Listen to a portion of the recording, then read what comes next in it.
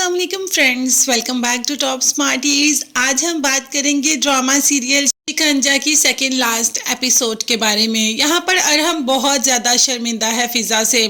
वैसे अरहम तो पहले ही शर्मिंदा था, अब अरहम की माँ भी शर्मिंदा है और अपने आखिरी टाइम पे फिज़ा से माफ़ी मांगना चाहती है, मगर फिज़ा तैयार ही नहीं अरहम की माँ से मिलने के लिए। उसने तो कह दिया कि हमने आपसे सारे रिश्ते ख़त्म कर दिए, हमारा अब आपसे कोई रिश्ता नहीं है और बार बार मुझे कॉल मत करें। खैर अरहम फ़ोन कर देता है ज़ारून को। अरहम जानता है कि ज़ारून अरहम की बात सुनेगा भी और मानेगा भी। ज़ारून से कहता है कि मेरी माँ लास्ट स्टेज पर है, मेरी माँ इस दुनिया में जाने से पहले साकिब से और फिज़ा से मिलना चाहती है।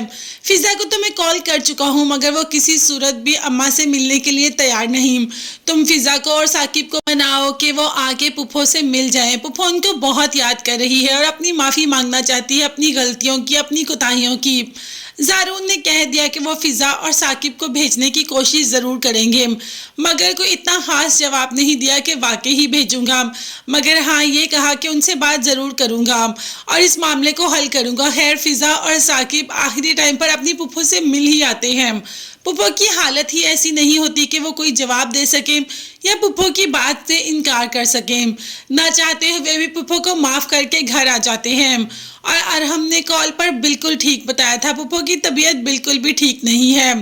आप ज़ारून को कॉल की तो ज़ारून ने इन दोनों को भेज दिया। इस पे अरहम कॉल करके ज़ारून का भी शुक्रिया अदा करता है।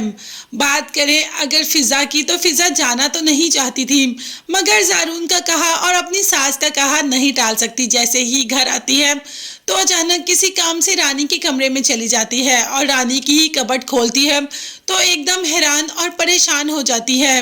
रानी की कबट में रिदा की रिपोर्ट्स पड़ी होती हैं जिसमें होता है कि रिदा को ट्यूमर है। रिपोर्ट्स देखकर फिज़ा के तो पाँव के नीचे से ज़मीन निकल जाती है। वो अक्सर पूछती थी रिदा से कि रिदा तुम बात क्यों भूल जाती हो, अभी कुछ देर पहले तो तुमने ये किया। तो रिदा को तो खुद समझ नहीं आती थी। वो कहती थी फिज़ा मुझे कुछ समझ नहीं आती, मुझे पता ही नहीं चलता कि मैं बात कैसे भूल जाती हूँ। अब आकर फिज़ा को समझ आया कि रिदा बातें क्यों भूल जाती थी, रिदा को क्यों कुछ याद नहीं रहता था। जैसे ही सास आती है तो फिज़ा को इतना परेशान देखती है तो पूछ लेती है। अब फिज़ा तो सास को सब कुछ बता देती है और माँ को भी यकीन नहीं आता कि रानी इस हद तक गिर सकती है, ये सब भी कर सकती है। इस बार तो फिज़ा रानी को बिल्कुल भी नहीं छोड़ेगी क्योंकि अब बात उसकी बहन की है।